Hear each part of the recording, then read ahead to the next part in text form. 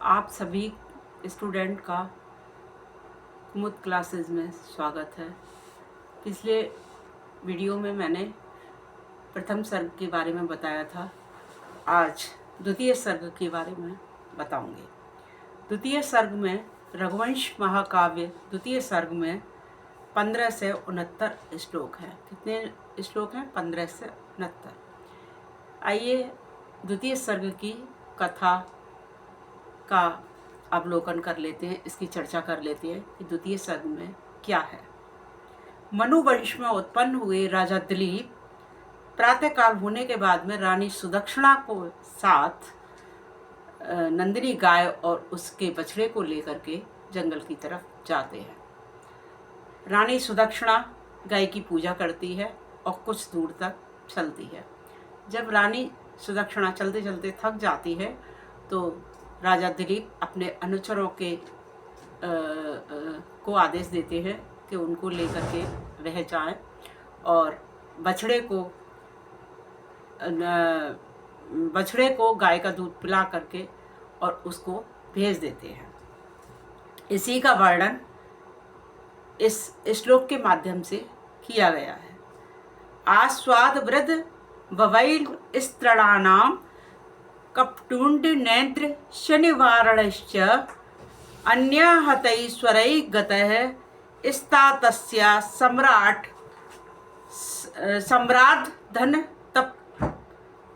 तत्पर अभूत। एक बार दोबारा फिर पढ़ लेते हैं। आस्वाद वृद्धि ववैल स्त्रणानाम कण्डूप्य नैदर्शनिवारणश्च अव्याहतैश्वर्गतैस्तया सम्राट सम्राधन तत्पर अभूत। अर्थात वह अपनी गाय को, नंदिनी गाय को, उसके बछड़े को उसके ऊपर हाथ फैलाकर उसकी बछड़े के ऊपर जो मक्खियाँ वगैरह बैठ जाती हैं उसको हटा करके और धीरे धीरे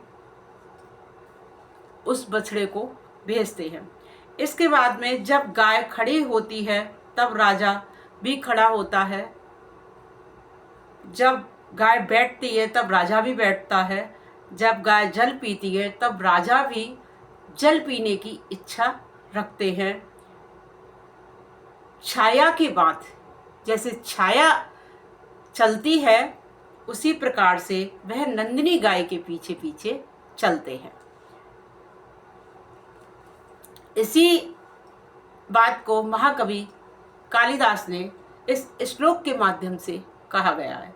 स्थिता मुच्चलता प्रयातम निषेध सीमा सुबंध धीर जलाभिलाषा जलमाददानं छायेव तामभू पितरंद गच्छत।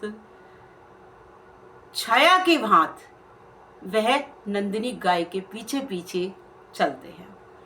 राजा दिलीप गाय की सेवा करते हुए 21 दिन बीत गए। तो आइए इस पर कुछ चर्चा कर लेते हैं, क्वेश्चन पर चर्चा कर लेते हैं, क्योंकि यूपी टेट और जीएससी प्रवक्ता पद के लिए रघुवंश महाकाव्य में कुछ प्रश्न आते हैं और रघुवंश से ही संबंधित छोटे छोटे प्रश्न जब हम इस छोटी छोटी वीडियो के माध्यम से देखते हैं तो ये हमें याद हो जाती हैं। इसमें कितने राजाओं का वर्णन है? इसमें 31 रघुवंशी राजाओं का वर्णन है। रघुवंश महाकाव्य में 31 रघुवंशी राजाओं का वर्णन है। नंदिनी धेनु गाय का वर्णन किस में किया गया है? कुमार संभव में, रघुवंश में, किरात अर्जुन में, किस में किया गया है? तो नंदिनी धेनु गाय का वर्णन रघुवंश महाकाव्य में किया गया है। रघुवंशी कति सर्गा संति, रघुवंश में कितने सर्ग हैं? तो रघुवंश में जाहिर है सभी को पता होगा के 19 सर्ग हैं। रघुवंशे महाकाव्ये सर्वप्रथम कस्य राज्ञा प्रणयनम अस्ति। रघुवंश महाकाव्य में सर्वप्रथम कितने राजाओं का कितने राजाओं का वर्णन है, मतलब किस राजा का वर्णन सर्वप्रथम किया गया है। रघु का, अज का, राम का, दशरथ का या दिलीप का। तो रघुवंश महाकाव्य में दिलीप गौसेवा के माध्यम से दिलीपस्य राजा दिलीप का वर्णन किया गया है।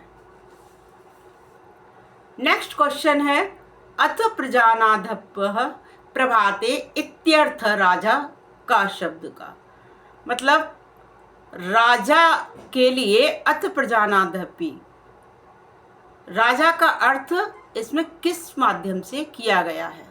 प्रभाते इत्यर्थ अथ प्रजानाधपि प्रभाते इत्यर्थ राजार्थ का शब्द।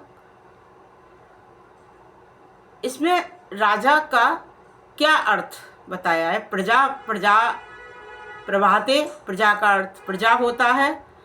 प्रभात का मतलब सुबह।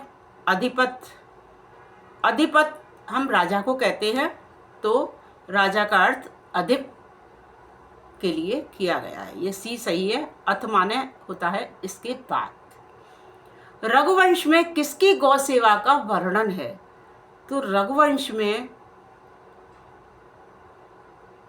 रघु की, दशरथ की, अज की किस गौ सेवा का वर्णन है। जाहिर है आप लोगों को पता, इसको पढ़ के चल जाएगा कि दिलीप, राजा दिलीप की गौ सेवा का वर्णन है। इस तरह से हम